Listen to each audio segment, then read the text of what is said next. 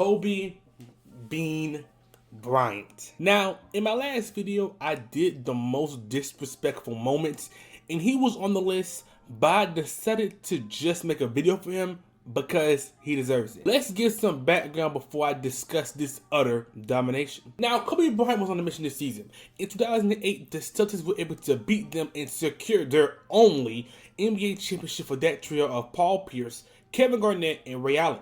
Paul Pierce was awarded with the Finals MVP as he robbed Kevin Garnett, but that's a different topic for a different day. Anyways, the Celtics celebrated. They was like, yeah, KG, look at the Mamba. People really thought he was going to beat us. Like, come on, I'm Paul Pierce. Yeah, P. Even though that should be my Finals MVP, we beat that Mamba and killed that mentality that we talking about. Let's go ahead and, come on, guys. Why are we talking so bad on Kobe? It was a good series. Let's go and celebrate.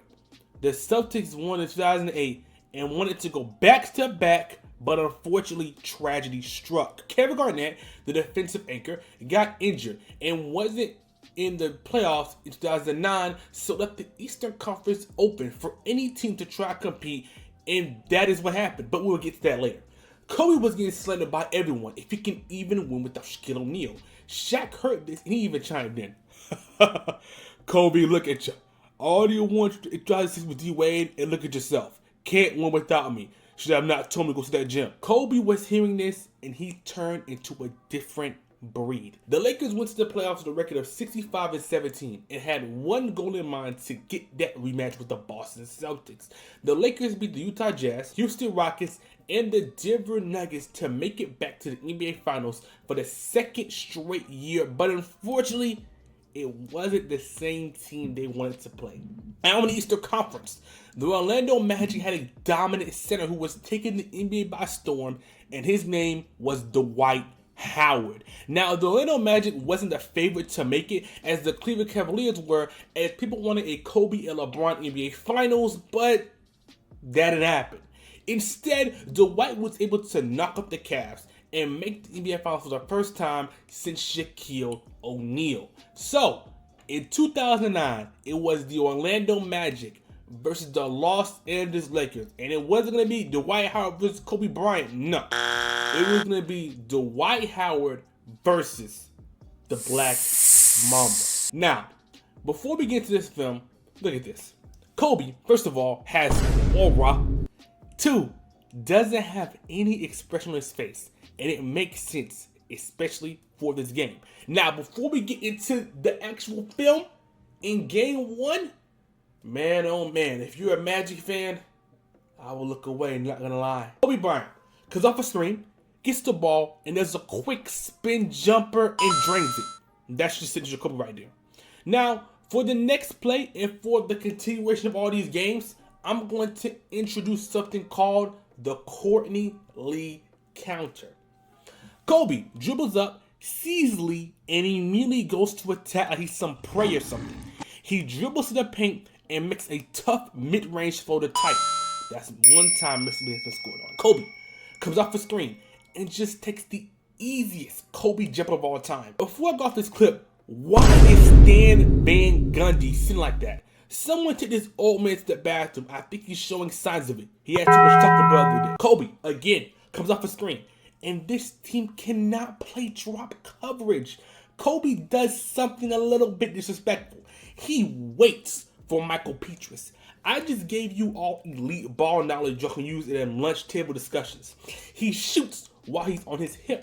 Kobe Bryant broke a myth with his next play. He's again coming off the screen and dribbles to a signature spot. He low-key has the midi, but he does a pass across the court to our good old buddy, Derek Fisher, and he drains the shot.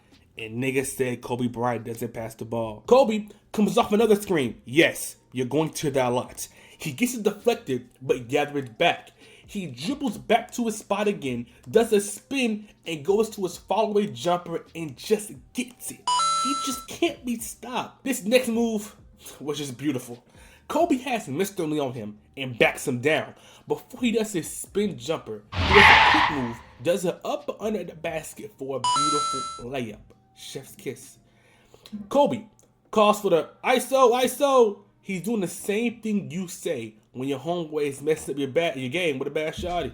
He gets a screen for Gasol. The White has to play drop coverage, which again is his kryptonite. Kobe shoots a mid-range, and it was just beautiful. Hear the way this shot just went in. Kobe Bryant. It just makes a nigga wanna go. Oh yeah. Kobe come up the court, and there goes that dreaded drop coverage. Kobe again gets to his spot and makes another mid-range. Moving on to next play. In this one, we didn't want to wave the white flag. Kobe's on Michael Petrus again, and he does his normal dribbling and back down. When he's getting some pushback from Petrus, he tries to go for his jumper, but he steps in and shoots a nasty contested mid-range, and he makes the shot. Someone go let the bank know that they're open. But what gets me about this play is the face Kobe Bryant makes after.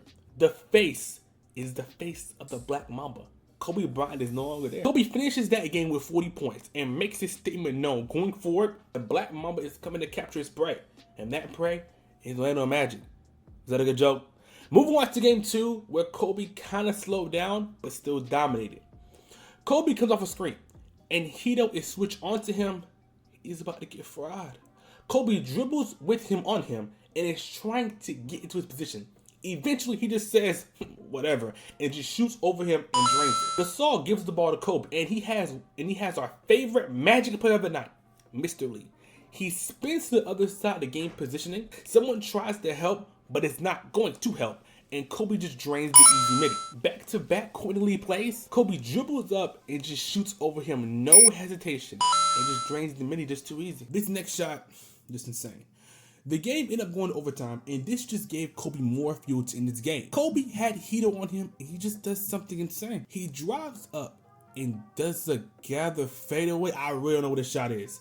And makes the shot, no backboard needed. Kobe dropped 29 points, and even though he didn't have 40, he still made his presence very known.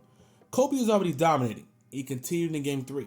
Kobe gets the ball off a screen, does a hezzy, and then dribbles up. Dribbles up, then back, and shoots into the defender's face. This nigga Kobe disrespectful. Kobe receives the ball at the top of the key. And look who's on him again. Mr. Lee again. This is just easier for Kobe, and even he knew, as he pulled up for the 3 and just drained it. Now, this shot is just a clear example of the failed drop coverage this Magic team was playing. Kobe again receives a screen and dribbles the corner, and then with one defender on each hit, shoots a fadeaway and drains it. This next play is the prime example of why niggas hate foul baiting. Kobe inbounds the ball and immediately asks for it back. He gets the ball in the corner with Michael Petrus on him again, and he waits for him to try to contest, and he goes into him to draw the foul, but he ends up making the shot as well. Nigga. The Lakers end up losing this game, but Kobe still dropped 31 points and made himself known that these next two games, he's gonna change the series for real. In game 4, I guess no highlights exist for it because I couldn't find it, but I can tell you a stat line. Kobe Bryant dropped 32 points and still dominated. The Lakers won, and now it's up 3-1, moving on to game 5. First play, Kobe is already asserting his dominance, like how a dog does in his house. He gets a screen from Gasol and looks at Courtney Lee again, still trying to guard Kobe, and it's still not gonna work. And Kobe drains the mid-range. Again, it's Mr. Lee. Please, Stan Van Gundy, get this nigga off of Kobe. Kobe has the top of the key. He again sees who's on him and dribbles up and immediately takes the mid-range and drains. Kobe gets off the screen once again. These niggas are screening him more than the Golden State Warriors. Kobe has a tough mid-range, but guess what? He passed it to Andrew Bynum. And niggas said Kobe Bryant don't pass the ball. Gasol screens for Kobe. And again, here comes the dreaded drop coverage. Curse you, drop coverage. Kobe dribbles up with Petrus on his hip and just shoots in the face of Dwight Howard. Next, look at this perfect defensive possession that Kobe Bryant did. First, he makes sure that Courtney doesn't get nothing. Kobe is making sure he doesn't score and shows him how to score. Rashard Lewis shoots a 3, and look at Kobe jump up there to get the rebound. On Dwight Howard, by the way. He comes down court, and again, Courtney Lee is on him.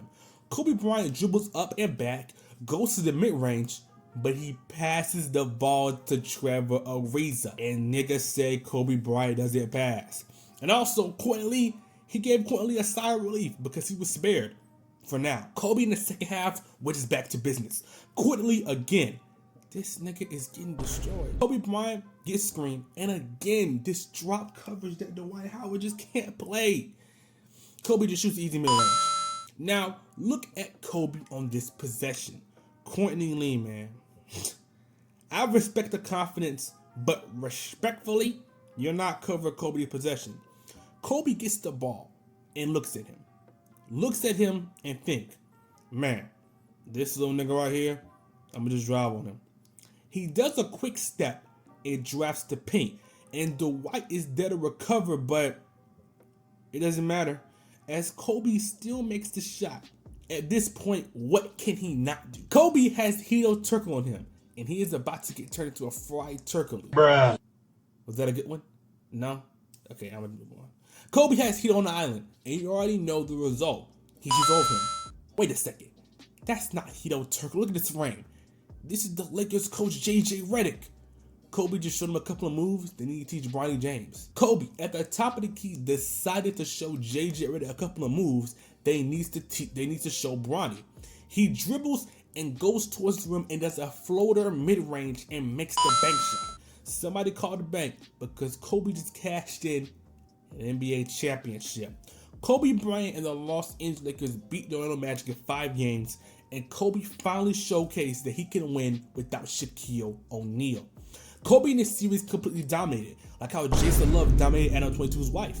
Kobe Bryant averaged 32.4 points, 5.6 rebounds, 7.4 assists, and they said Kobe Bryant doesn't pass the ball. 1.4 steals, 1.4 blocks on 43, 36, 84 splits. Kobe Bryant was awarded with the Finals MVP, and rightfully so. And this was just how Kobe Bryant dominated the 2009 Orlando Magic.